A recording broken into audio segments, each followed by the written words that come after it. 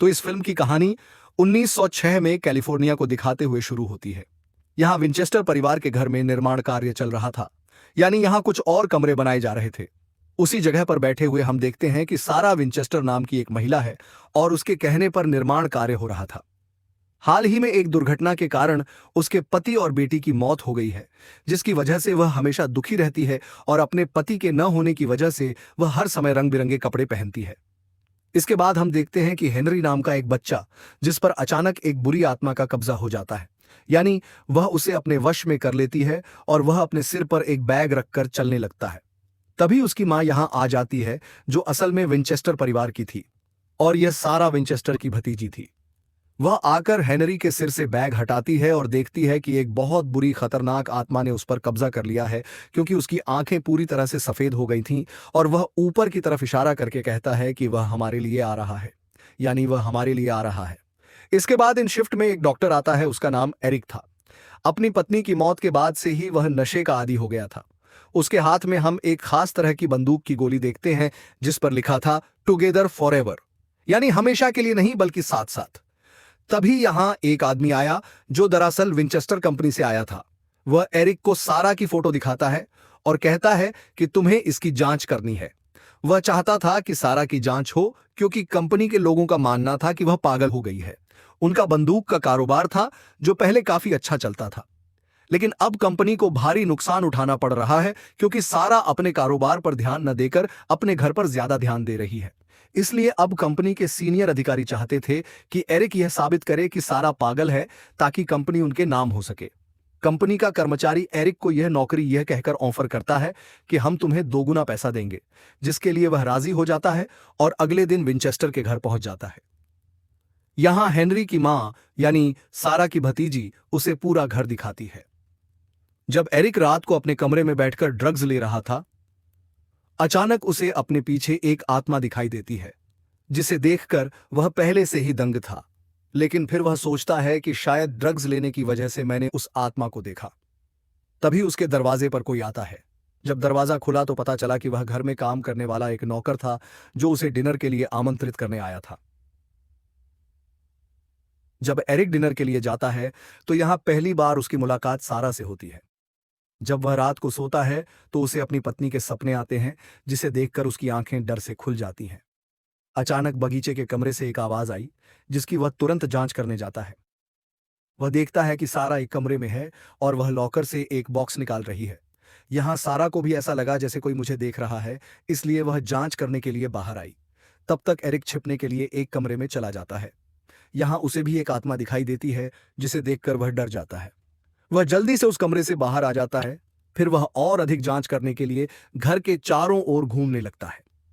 अचानक उसकी नजर हेनरी पर गई, जहां वह पहले जैसी ही हालत में था, यानी वह सिर पर बैग रखकर चल रहा था। लेकिन इस बार वह छत से कूद जाता है, लेकिन जल्दी से उस तरफ भागता है और एरिक के नीचे गिरने से पहले उसे पकड़ लेता है और इस तरह हेनरी की जान बचाता है। फिर उसकी मां भी यहां आती है और अपने बेटे की देखभाल करती है। यहां पता चलता है कि जिस आत्मा ने हेनरी को मारने की कोशिश की थी, उसने सारा के पति और बेटी को भी मार डाला, क्योंकि वह एक एक करके विंचेस्टर परिवार के सभी सदस्यों को मारना चाहता है, क्योंकि वह इंडिगो से बदला लेना चाहता है। अब वह बदला क्या था, यह तो हमें भविष्य में पता चलेगा। अगले दिन एरिक की मुलाकात सारा से होती है, जो उससे कहती है कि मैं पागल नहीं हूं। मैं वास्तविकता और कल्पना के बीच का अंतर बहुत अच्छे से जानता हूं। साथ ही मुझे इस घर में आत्मा का एहसास होता है, जो मुझे कुछ अधूरा काम करने के लिए कहती है। अब अगली रात फिर से एरिक घर में जांच करने के लिए घूमने लगता है। तभी उसे एक कमरे में बैठी सारा दिखाई देती है, जो अपना सिर ऊपर करके कुछ बना रही थी। देखने में तो वह कमरा जैसा लग रहा था, और अब जैसे ही कमरे की ड्राइंग पूरी होती है, वहां की सारी मोमबत्तियां बुझ जाती हैं और कमरे के अंदर से अचानक एक आत्मा एरिक के सामने आकर उसे डराती है, जिसे देखकर एरिक की हालत खराब हो जाती है और वह तुरंत वहां से भाग जाता है। अगले दिन एरिक फिर से सारा से मिलता है, जो उसे बताती है कि मुझसे बात करने वाली सभी आत्माएं मेरे संपर्क में रहती हैं। इन सभी आत्माओं को विंचेस्टर की बंदूक से मारा गया था। बंदूक की कंपनी मेरे पति की है। फिर एरिक वही गोली जो उसके पास थी सारा को दिखाता है और उससे कहता है कि मुझे भी विंचेस्टर की बंदूक से गोली लगी थी और 3 मिनट के लिए मैं भी मर गया, लेकिन फिर अचानक मैं भी जिंदा हो गया। लेकिन मैंने तब से यह गोली अपने पास रखी है। गोली देते हुए सारा कहती है कि मौत की चीजें अपने पास रखना अच्छा नहीं है, ये चीजें खतरनाक होती हैं। और हाँ, तुमने इस घर में आत्माएं देखी होंगी। वो इसलिए आती हैं क्योंकि जिंदगी के बाद यानी मौत के बाद की दुनिया देखने के बाद जो इंसान आता है जीवन में, वापस आने वाला व्यक्ति आत्माओं को देख सकता है, यानी उसके पास आत्माओं को देखने की क्षमता है। मेरे साथ भी ऐसा ही हुआ, ठीक वैसे ही जैसे आपके साथ हुआ। मरने के बाद मैं भी वापस जीवित हो गया, और अब जैसे ही मैं उन आत्माओं को देखता हूं, वे मुझसे बात करती हैं और मुझे अपना काम करने के लिए कहती हैं। साराह कहती है कि वे आत्माएं उस कमरे की प्रतिकृति बनाती हैं जिसमें वह विंचेस्टर की बंदूक से मरी थी, और जो आपने कल रात देखा, मैंने उनमें से एक का चित्र बनाया और आत्माओं से बात की। और आत्माएं ऐसा इसलिए करती हैं ताकि जिस कमरे में वे मरी थीं, उसी कमरे से वे वापस इंसानों की दुनिया में आ सकें और यहां शांति से रह सकें। आत्माएं कहती हैं कि वे किसी को नुकसान नहीं पहुंचाएंगी, इसलिए मैं हर दिन अपने घर में कमरे बनाती रहती हूं, क्योंकि वे सभी इसी घर में मरी थीं। और मैंने हर कमरे के दरवाजे पर 13 कीलें ठोंक दी हैं, क्योंकि ऐसा माना जाता है कि 13 एक शुद्ध संख्या है जिससे वो कमरे हमेशा बंद रह सकते हैं, और आत्मा अपनी दुनिया से हमारी दुनिया में नहीं आ पाएगी और हमेशा उस कमरे में रहेगी। अगले दिन वो फिर से हेनरी को अपने वश में कर लेती है, लेकिन इस बार वो हेनरी को नहीं बल्कि खुद को निशाना बनाती है, क्योंकि हेनरी उसे बंदूक से मारने की कोशिश करता है। वो सारा पर भी हमला करता है, लेकिन तभी हेनरी की मां और एरिक आकर उन्हें बचा लेते हैं। एरिक अपनी मां से कहता है कि मुझे आपके बेटे की मानसिक हालत ठीक नहीं लग रही है, उसे अस्पताल ले जाओ ताकि उसका इलाज हो सके। तभी अचानक वही नौकर वापस आता है और एरिक से कहता है कि मैं तुम्हारी मदद करने आया हूं। वो एरिक को अपनी बातों में फंसाकर उसी कमरे में ले जाता है जहां हेनरी बैग पहने खड़ा था। यहां आते ही वो अपने असली रूप में आ जाता है और एरिक को डराता है। वो कहता है कि वो सब मर जाएंगे। ये देखकर एरिक की हालत खराब हो जाती है और वो तुरंत वहां से भागकर सारा के पास आ जाता है। उस नौकर की एक तस्वीर थी जिसके बारे में एरिक उससे पूछता है और उसे सब कुछ बताता है जो नौकर ने अभी उसके साथ किया था। तब सारा कहती है कि वह हमारा नौकर नहीं है, और उसे अखबार दिखाते हुए कहती है कि वह 19 साल पहले मर चुका है। वह हमारे परिवार के पीछे पड़ा है। वह अपने 2 भाइयों की मौत का बदला लेना चाहता है जो एक युद्ध के दौरान विंचेस्टर बंदूक से मारे गए थे। उस घटना के बाद नौकर ने विंचेस्टर कंपनी में प्रवेश किया और 15 निर्दोष लोगों को मार डाला। फिर उसने खुद को एक कमरे में बंद कर लिया।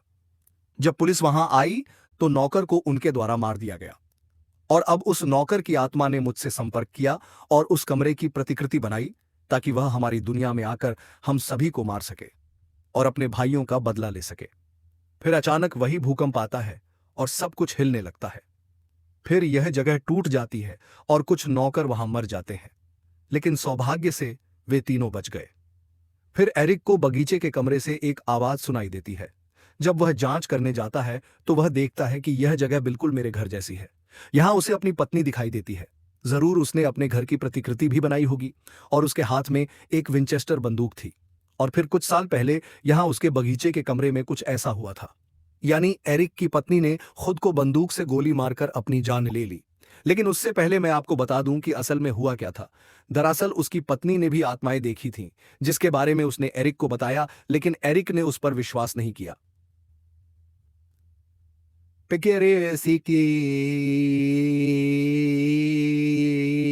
गुस्से में उसकी पत्नी ने गलती से एरिक को बंदूक से गोली मार दी, जिससे वह 3 मिनट के लिए मर गया। यह देखकर उसकी पत्नी बहुत घबरा गई। उसे मरा हुआ देखकर वह पागल हो गई। फिर उसने एरिक के शरीर के सामने खुद को गोली मार ली और अपनी जान ले ली। अब वर्तमान समय में एरिक भी होश में था। जब उसकी आंखें खुलीं तो उसकी पत्नी समेत सभी आत्माएं उसके सामने थीं, जो उसे सारा की मदद करने के लिए कहती हैं, यानी उन कमरों को बनाने में हमेशा उसका साथ दें, क्योंकि सारा ने भी उनके कमरे बनाकर उनकी मदद की थी ताकि एरिक अपने कमरे से गायब हो जाए और उसकी मां उसे ढूंढ रही हो। एरिक सारा के पास गया जहां वह नहीं थी, लेकिन वहां एक बुरी आत्मा थी जो एरिक पर हमला करने वाली थी कि एरिक ने उसे भी विंचेस्टर गन से गोली मार दी, जिससे वह वहीं मर गया। तब तक हेनरी की मां भी उसे ढूंढ लेती है और उसे बचा लेती है, और सभी आत्माएं अपने कमरों में चली जाती हैं और सभी दरवाजे बंद हो जाते हैं, और अब इन दरवाजों पर कीलें लगाई जाएंगी। सब कुछ खत्म होने के बाद एरिक एक रिपोर्ट बनाता है जिसमें वह लिखता है कि सारा पागल नहीं है, वह बिल्कुल सामान्य है। और कंपनी सवाल करती है, जिसके बाद सारा उस घर में आत्माओं के लिए और कमरे बना रही है, जिसका अब एरिक भी समर्थन करता है। तभी एक कमरे से केला गिर गया, क्योंकि वहां 13 केले नहीं लगाए गए थे। हो सकता है कि यह आत्मा सारा का पति या उसकी बेटी हो, क्योंकि उनकी वजह से सारा आत्माओं की मदद कर रही है। सारा के पति की मौत उसके विंचेस्टर परिवार पर लगे श्राप की वजह से हुई थी। यह श्राप दरअसल उन हजारों लोगों का है जो विंचेस्टर की गन से मरे थे। यह सब सोचकर सारा ने वह घर बनवाया ताकि विंचेस्टर की गन से मरने वाली सभी आत्माएं यहां शांति से रह सकें। इस घर को हमेशा भूतहा माना जाता था क्योंकि पूरे घर में सैकड़ों आत्माएं रहती थीं। अगर आप दरवाजा खोलेंगे तो अंदर 2 और कमरे हैं। हर जगह सीढ़ियां और चिमनी हैं जो जाल की तरह दिखती हैं। वे मजदूर हमेशा सारा के कहने पर यहां काम करते हैं। अब आपको यह जानकर आश्चर्य होगा कि यह एक सच्ची कहानी है जिसके अनुसार उस घर को हमेशा के लिए बंद कर दिया गया था, यानी उन आत्माओं को सौंप दिया गया था। और इस डूबने वाले अंत के साथ ही यह कहानी भी यहीं समाप्त हो जाती है। और एक्सप्लेनेशन के लिए सब्सक्राइब करें हमारे YouTube चैनल को।